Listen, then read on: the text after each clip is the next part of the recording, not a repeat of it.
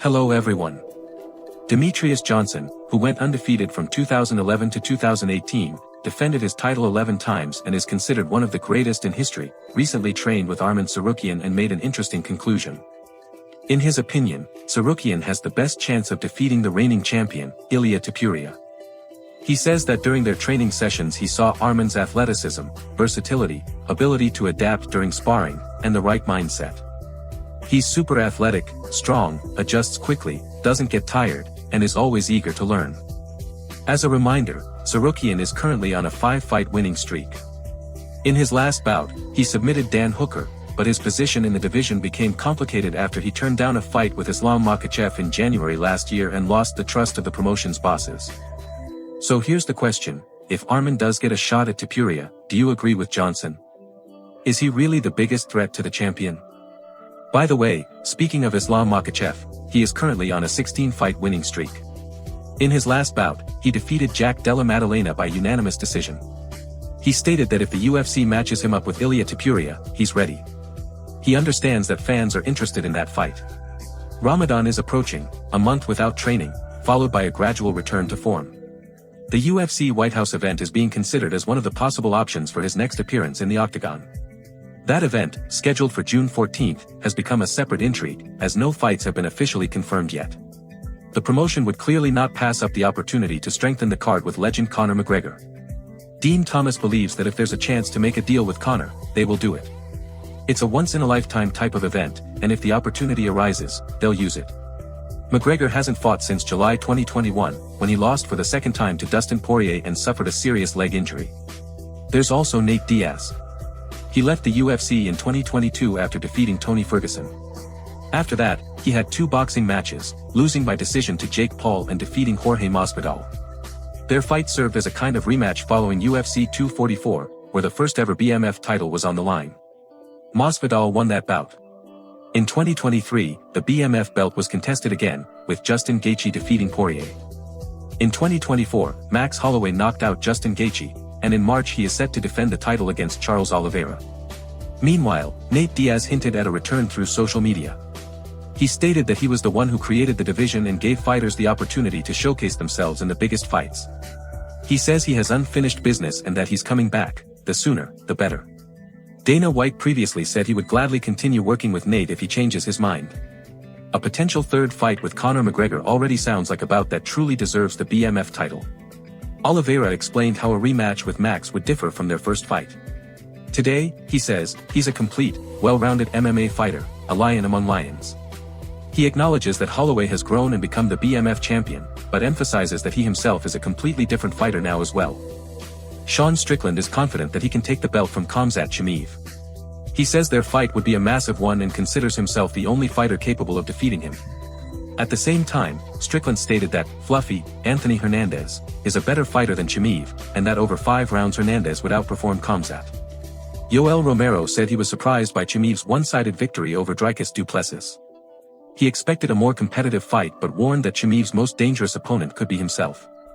If he lets fame get to his head and starts believing he's invincible, he could fall into a trap. The key, Romero says, is not to lose focus. Du Plessis himself is seeking a rematch. He hopes to be ready by April and possibly compete at a tournament in Miami. He says he doesn't expect any surprises from Chimaev. He believes Khamzat will fight the same way.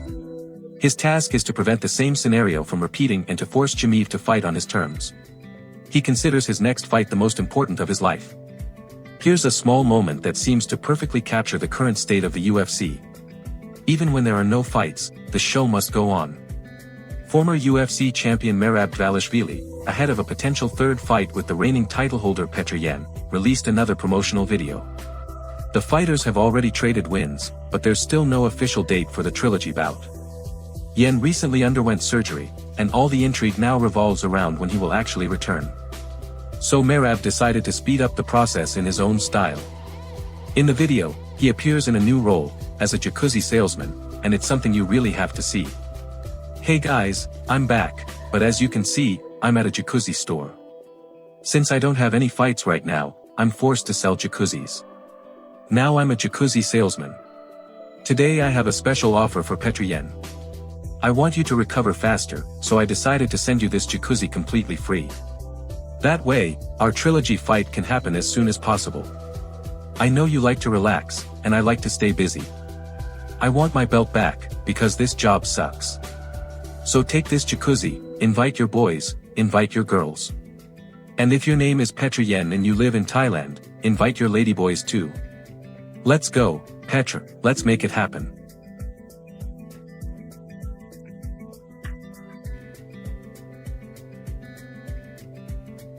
The situation surrounding Tom Aspinall is becoming increasingly concerning. In October of last year at UFC 321, he suffered an injury in his fight against Cyril Gane. His opponent poked him in the eye, and Tom was unable to continue, so the bout was ruled a no contest. Since then, the Brit hasn't competed, and it was recently revealed that he underwent surgery on both eyes. In an interview, Dr. Shafiq Rahman explained that Aspinall has serious vision problems. In one eye, the pressure is so high that he feels unwell when working on coordination drills. He has visual field defects and literally cannot see out of the corner of his eye. Tom himself says he has a black spot in one eye. When he tries to hit pads and change direction, he becomes heavily disoriented. Imagine walking without understanding where you're going, that's roughly how he feels. Against this backdrop, rumors have emerged that the UFC allegedly asked Aspinall to vacate his title because he isn't ready to fight. This was mentioned by veteran Stephen Thompson. According to him, Tom responded that he would only give up the belt if he were released from his contract, allowing him to become a free agent and possibly try his hand at boxing. Neither side has officially confirmed this, but the very existence of such talk suggests tension behind the scenes. Aspinall has openly said that he has never stopped loving MMA, but he hates the business side of it, that fighters are completely replaceable, and the industry makes sure you feel that at every opportunity, even if you've suffered an illegal strike that could affect your entire life. Ultimately, he feels that nobody truly cares. And this is happening while many are already talking about a crisis in the heavyweight division. In this context, it's impossible not to mention Jailton Almeida. The UFC's decision to part ways with the Brazilian came as, if not a shock, then at least a major surprise. According to MMA Junkie, he has already been informed of his release. Almeida lost his last two fights, first by split decision to Alexander Volkov, and then by unanimous decision to Rezvan Kiniev. However, prior to that he had 8 wins with just 1 loss, and his spot in the top 15 seems secure. Gilbert Burns believes it's not just about the results, but about the style. He said directly on his YouTube channel that this could be a warning to all fighters. With Paramount investing significant money and a new era beginning, the promotion wants entertainment value. Almeida, however, relies heavily on wrestling and ground control, and isn't particularly eager to strike on the feet. That may have been the key factor. Burns hopes that Jailton will make some noise elsewhere, score a couple of highlight knockouts, and eventually return. What do you think about this decision? The division already lacks big names, and now they're removing a top 15 fighter. That's all for today. Thank you very much for watching. This was Alexander Petrov, and I'll see you in the next episode.